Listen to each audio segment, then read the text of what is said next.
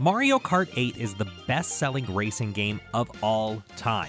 Since its beginning, this series has combined fast-moving go-karts with Mario power-ups like mushrooms to offer a boost and shells to dash the dreams of your friend who just moved into first place. But since Mario made his racing debut, there have been a few updates to the game. The one I have questions about today is the glider. How in the Mushroom Kingdom does this tiny little glider carry this, or this, or this? Well, let's find out. This idea comes from IJ, and perfect timing too with the new Mario Kart set to release here with the Switch 2 pretty soon. Gliders were added to the series in Mario Kart 7. They pop out of the cart whenever a player jumps off a ramp with a blue panel.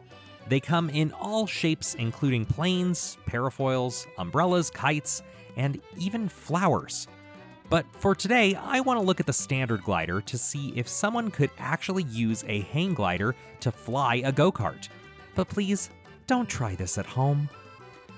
First, let's look at how gliders work. Anything going through the air has four big forces acting on it. Gravity pulling it down, lift pushing it up, drag slowing it down, and thrust speeding it up. Unlike other aircraft, gliders usually aren't powered and don't have any means of generating thrust by themselves while flying. Instead, they rely on things like updrafts to increase their height while maintaining a forward speed. Motors and fuel are heavy, and you usually want to limit the weight of a glider in order to get the most airtime. It turns out, aside from power-ups, these karts here don't have built-in ways to increase speed in flight either. There are updrafts and booster rings in some of the courses, but those aren't part of the kart's design, and not every course has them, so we can go ahead and ignore those too. Going back to our other forces, the force of gravity is dependent on how heavy an object is, in this case, the kart, the glider, and the character. Lift and drag are dependent on how fast you are moving, also called airspeed, how dense the air is, and the shape of the aircraft, or glider and go-kart in this case.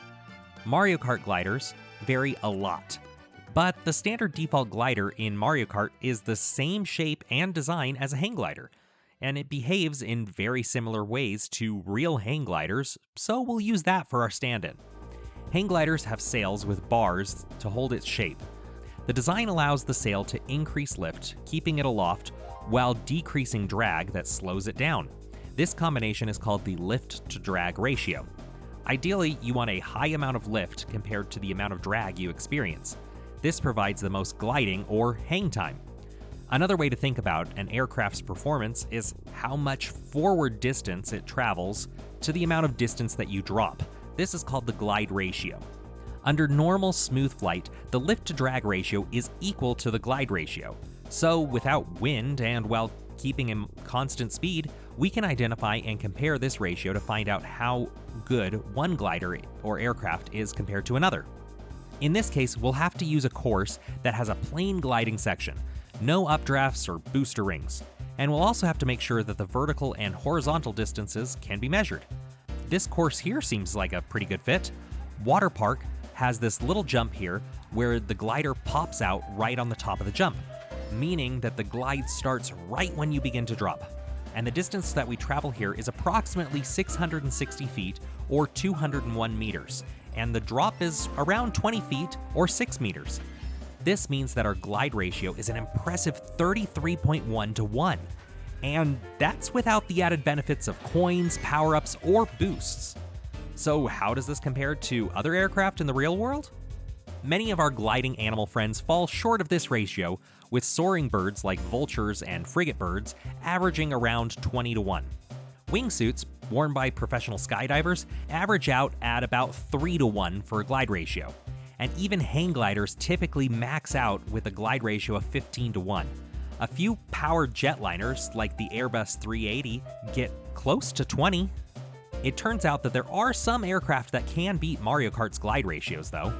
The fastest non-stop aircraft, the Virgin Galactic Global Flyer, clocked in an impressive 37 to 1 ratio. And one of the best gliders out there, called the Ada, managed a staggering 70 to 1 ratio.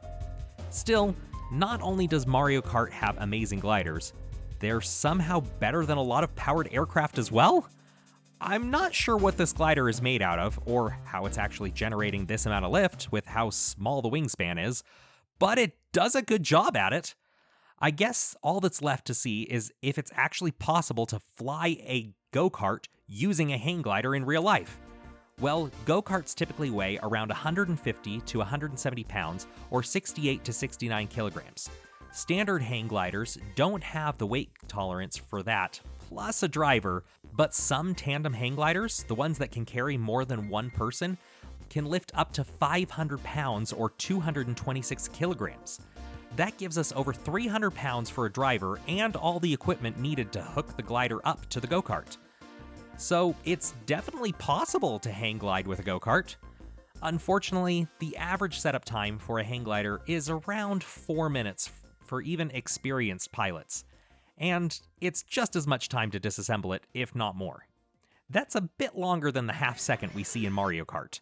Not to mention that the wingspan for these tandem hang gliders are over 30 feet or 9 meters, compared to the 5 or so feet that we see in Mario Kart. So it would probably be safer and smarter just to go for your small aircraft license, so you can fly one of these around instead. Again, don't try this at home. Leave the go-kart hang gliding to the professionals. At least they have latitude to save them when they fall. But that's it for this one. If you enjoyed, feel free to like the video and subscribe to the channel for more fun content like this. I'm really enjoying putting these together, and it sounds like you guys are too. The support here has been phenomenal, and I really do appreciate it. Remember, leave a comment if you have any ideas that you want me to investigate to see if something from video games is possible in real life. Until next time, though, I hope you have a fantastic day, and we'll see you later. Ciao!